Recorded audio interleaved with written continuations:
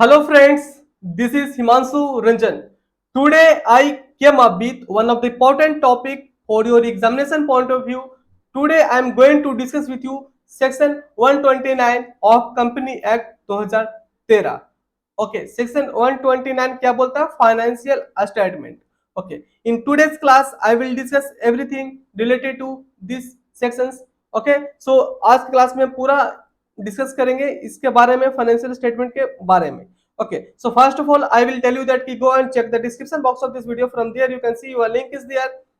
By clicking that link you can join my telegram. From there you will get important update related to my classes. Okay, and one more thing is that if you're preparing for your examinations, okay, so courses are available on my website himanshuranjanclasses.in. okay, आप himanshuranjanclasses.in website पे जाइए. ठीक है, link is also given in description box of this video. मेरे website का जो link है वो इस वीडियो के डिस्क्रिप्शन में भी दिया हुआ है. तो मेरे वेबसाइट पे विजिट करिए, कोर्सेज परचेस करिए, आप अपना प्रिपरेशन को काफी बेहतर कर सकते हो. ओके, चलिए आज की क्लास में हम डिस्कस करने वाले हैं section 129 of company act 2013. Okay, financial statement इसको बोला जाता है. Okay,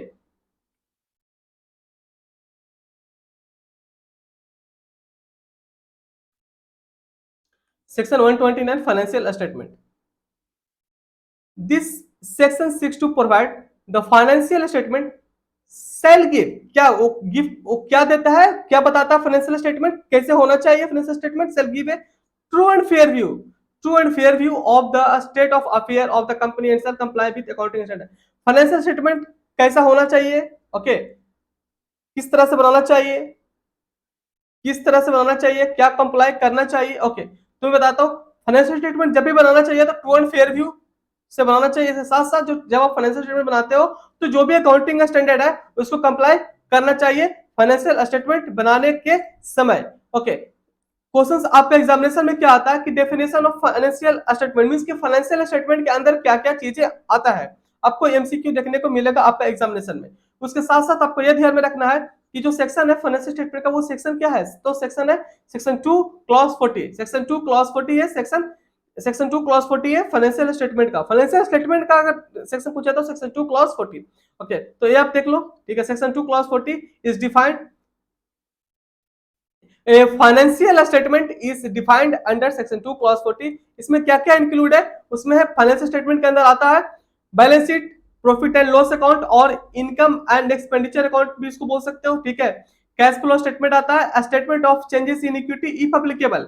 if applicable any explanatory notes, कोई भी अगर नोट्स है दिया हुआ है तो वो भी आता है इसके अंदर. ठीक है, एक्सप्लेनेटरी नोट्स अनेक्स टू और forming part of the financial statement. तो ये सब चीजें हैं जो कि फाइनेंशियल स्टेटमेंट के अंदर आता है. ठीक है, हाउएवर इसके साथ साथ बोलता है कि however financial statement with respect to one person company से साथ साथ बोलता है कि जो वन पर्सन कंपनी है, चाहे स्मॉल कंपनी है, डोमिनेंट कंपनी है, इन लोगों को क्या बनाने का दरकार नहीं है. इन लोगों को कैश फ्लो स्टेटमेंट बनाने का दरकार नहीं है. ऐसा मत समझ लो फाइनेंशियल स्टेटमेंट के बारे में बोल रहा है. यहाँ पे बोल रहा है कि कैश फ्लो बनाने का इन लोगों को दरकार नहीं है. मन करे तो बनाए, ना मन करे तो ना बनाए. कौन कौन किसको ऑप्शन दिया गया, ऑप्शन दिया गया ओपीसी को, स्मॉल कंपनी को, डोमेन कंपनी को कि हे ओपीसी, ए स्मॉल कंपनी, ए डोमेन कंपनी, तुमको मन है तो कैश फ्लो बनाओ, मन नहीं है तो नहीं बनाओ. ठीक है, तो इन लोग के पास ऑप्शन है कैश फ्लो बनाने के लिए. ओके, तो ये आपको समझ में आ गया होगा. ठीक है, आगे देखिए बढ़ते हैं. True and fair view, true and fair view, true and fair view in respect of financial statement. जब आप फाइनेंशियल स्टेटमेंट बनाते हो तो ट्रू एंड फेयर व्यू से बनाना चाहिए. ठीक है, तो true and fair view in respect of financial statement means क्या हो बताता है, मतलब क्या होता है. True and fair view in respect of financial statement means क्या है. ठीक है, तो ये आपको समझ आ जाएगा पूरा पढ़ोगे तो. Financial statement and item content in should comply with.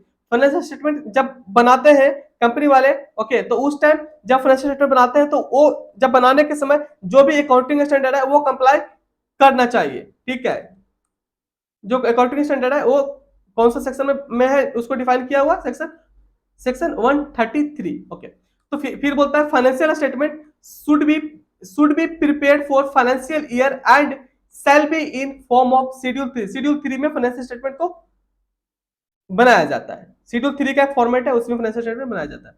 ये देख लीजिए, इसमें क्या बोलता है कि in case of any insurance banking company और any company engage in generation और supply of electricity not treated to be disclosing a true and fair view of the state of affair of the company.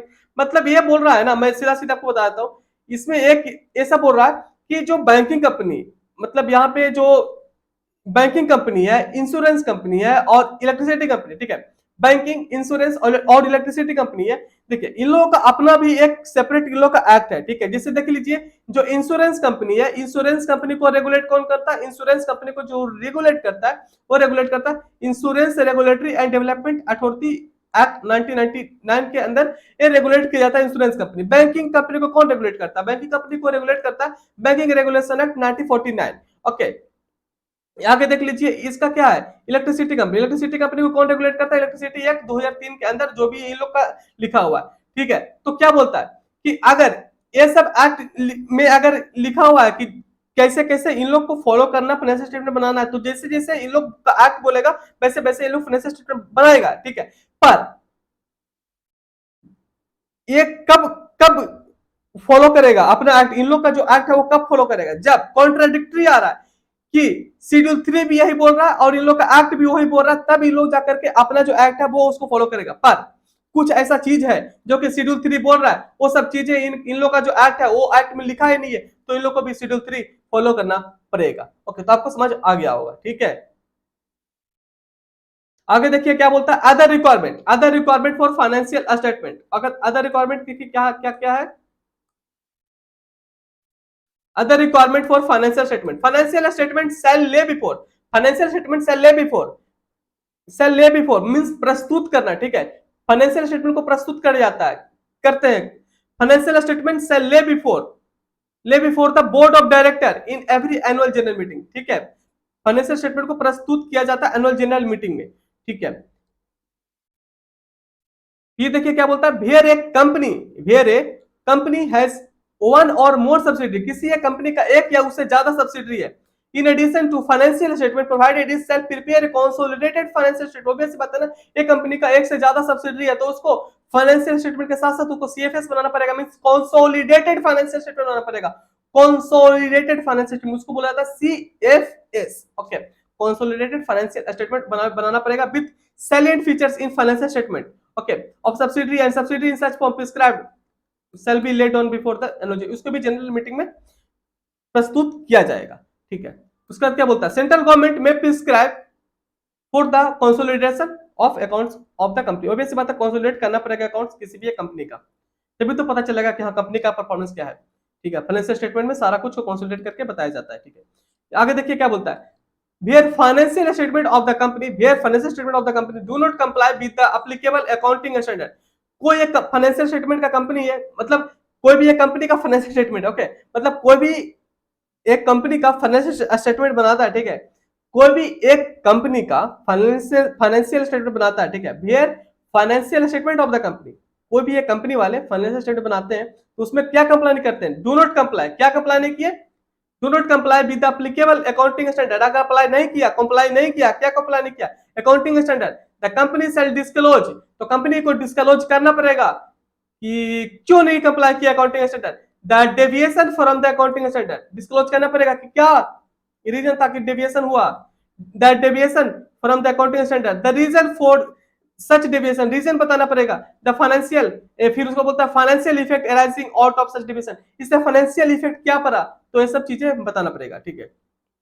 आगे देखिए क्या बोलता है, central government में exempt any class और classes of the company from complying with any of the requirement of the sections. Okay, central government चाहे तो किसी को एग्जेम्प्ट भी कर सकता है, ठीक है, from complying with any of the requirement of the sections. Okay, उसके बाद क्या बोलता है, सेंट्रल गवर्नमेंट में notify the class of company में मैंडेटरी, सेंट्रल गवर्नमेंट में नोटिफाई करता है the classes of company mandatorily to file their financial statement in XBRL format में, बोलता है फाइल करने के लिए फाइनेंशियल स्टेटमेंट को। ओके, तो ये सब काफी इंपॉर्टेंट था आज का क्लास, आज हम डिस्कस किए सेक्शन 129 फाइनेंशियल स्टेटमेंट।